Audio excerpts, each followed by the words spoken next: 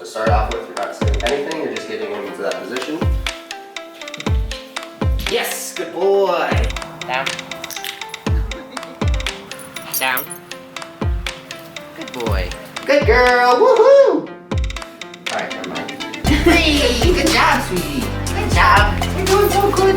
You're doing so good. Yes, you are. Yes, you are. Yes, you are. Hello, and welcome back to Freelance Dog Training's Obedience series. Today, I'm going to be teaching you how to teach your dog how to down and stay. After making some hopefully entertaining videos to give my channel some variety, I'm back to making some instructional obedience training videos because that's my goal here, is to educate as many owners as I can and help them build relationships with their dogs based off of training. I think I found a better, more instructional format for this video where I show you my training session so that you can see what I'm doing and how I'm doing it, and even see me mess up, because I do that still, like a lot. But do not let the fear of screwing up stop you from training your dog or stop you from doing anything in your life. It is far more important to just put the time and effort into training your dog, and you guys can learn and get better together along the journey, the path, training, evolution. Yeah, so let's get started.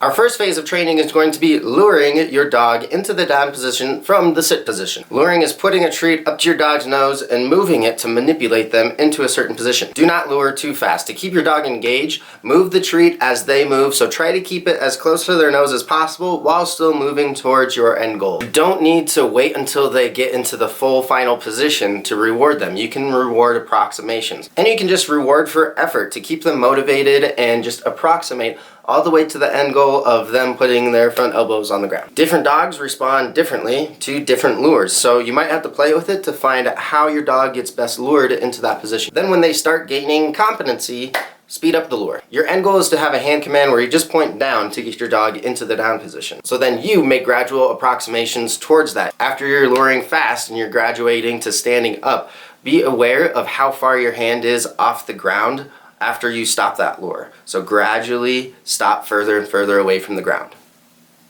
Training tip: don't repeat commands. The more that you repeat a command, the less significant that word becomes. To tactfully teach a word, you can follow a process called mark, name, cue. Marking is just saying yes or clicking right when they do the right behavior, and then following it up with a reward as quickly as possible. After they build competency for a task and they're doing it fluently most of the time, then you can start to name the command by telling them what they're doing as they do it.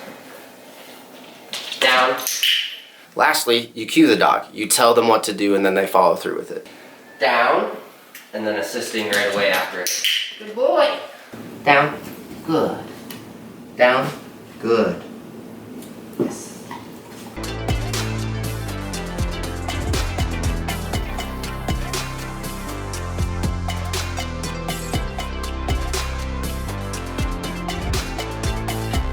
The next phase of training is leash pressure. Leash pressure is a form of escape training, meaning the dog learns what to do to escape uncomfortable stimulus. It's a very effective method to use. I mean, it works on us all the time too.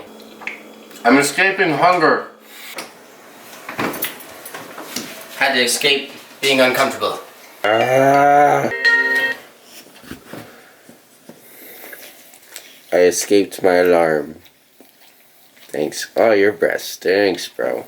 This supplemental technique is so useful in shifting a mindset from I want to do this because I want that toy to I want to do this because I was told to do this. That way we can work away from bribing a dog to do something to getting reliable responses with distractions. So if you're an owner that has a dog that listens when they want, this is how you fix that. Once they understand leash pressure, we can utilize that to teach down stay. To add leash pressure to this, you can do it kind of two ways, where you can do it with your foot or you can do it with your hand. So with your hand would be sit. Down. Good. She's too fast though. Good. No. Down. Good. Yes. Good job. Down. Good. Down. Good. Yes. Free. Down. Good. So it's just a little bit, no, down. It's just a little bit of leash pressure. Down. Good. And then you see where I'm at right there, where if she gets up, she feels that pressure right away. Down. Good. Oops, there you go. So it's basically correcting her right away. Okay. Down. Good. I'm going to start off with, she's not going to know what it means. So I'm going to help her when she gets up by pointing back down. Down. Good.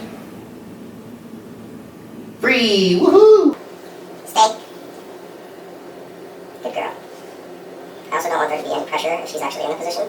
Only when she gets up. Good girl. Good job. Stay. Good. Alright, I'm going to set her up for failure. She's doing really well, but I want you to see if she can figure it out on her own. Good girl! Woohoo! Alright, never mind. Good job, sweetie. Good job. You're doing so good. You're doing so good. Yes, you are. Yes, you are. Yes, you are. You want to fight? Down. Stay. So you can use your hand or you can use your foot. Down. Good. Stay. No. Down. Stay. That's how you correct down. Stay. No. Down. Stay. No. Down. Stay. Then you can work on duration, distance, distractions.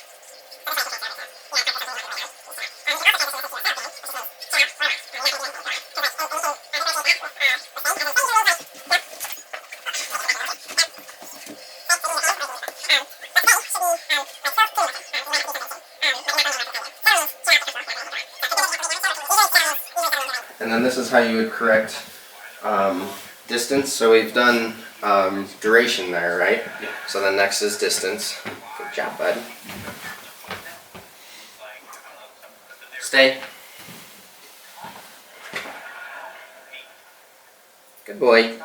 Good job. No. Down. Stay. So that would be how we correct distance. Where when he breaks, I say no, right? When he breaks, to inform him of the exact moment that he did something wrong. Then I can walk over, grab his leash, put pressure on, bring him back to the same spot, pressure down to get him into the down position, and then stay. Okay. So, stay. Definitely have not been doing that. Good. Yeah, it's helpful to teach off-leash stays. Very so, good. I'm not sure if I usually cover that in the second session, but we might have Well, breezed over it. I'm sure you may have. Yeah, and it's always good for these refreshers, basically, Yeah. too. Stay. Good boy. Good job, Dex. Good boy. No. Down. Stay. So if he gets up to get that treat, it's still no. You're still in a down. Doesn't mean until I say FREE, you're in that down stay. Okay.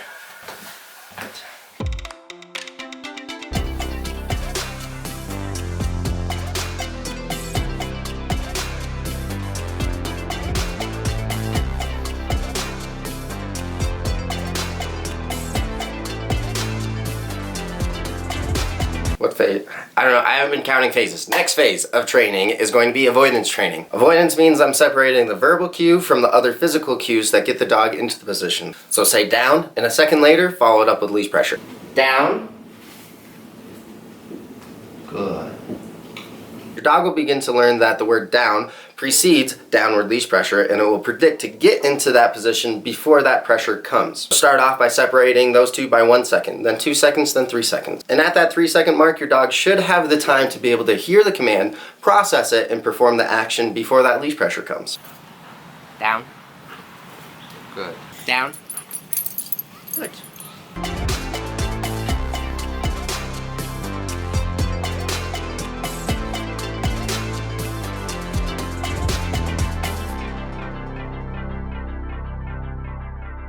Our last phase in this process, as always, is generalization. Generalization means to apply one concept to different contexts. So your dog is going to need to taught down from the standing position, and also down in scenarios where they're not in an actual training session. And we haven't done a lot of the Down. no treat training yet, so this Yeah. is good. Yep. That correction routine definitely helps start to transition. So now it's like we're watching TV, we're just chilling, okay, you're still training type of thing. And then we can transition that eventually to where we're just in the house hanging out and I can give him a command and he'll listen to it. Down. No, down.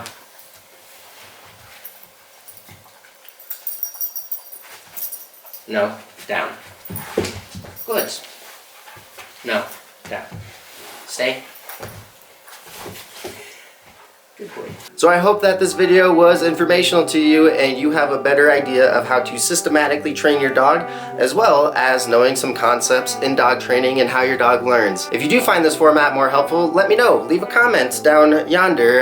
You can also let me know if something was confusing. If you have some other ideas, let me know so I can make better videos for you and for other dog owners. While you're down there commenting, there's a subscribe button somewhere that would be cool if you pressed it. Be a lot cooler if you did. So I did my part, I made this video. You've done part of your part by watching the video, but now it's your turn to start training your dog. Find 5 to 10 minutes a day to do at least one training session, pair it with their feeding or their walk or something to make sure that you're spending a little bit of time each day teaching your dog something. So I sincerely thank you for watching and have fun training your dog. Hey, thanks for watching this video, part of our obedience series. Please feel free to re-watch parts of videos as you and your dog progress through training, and when you're ready, check out some more of our videos. If you would like to express your gratitude monetarily, you can visit my Patreon linked below. Please like and subscribe, comment if you have any questions. If you can find 5 minutes a day to teach your dog something new, you'd be amazed at their cognitive capabilities. So thank you for visiting Freelance Dog Training and have fun training your dog.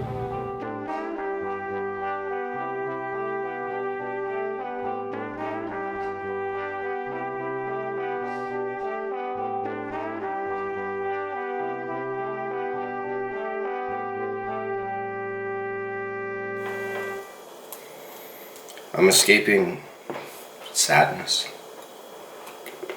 Good.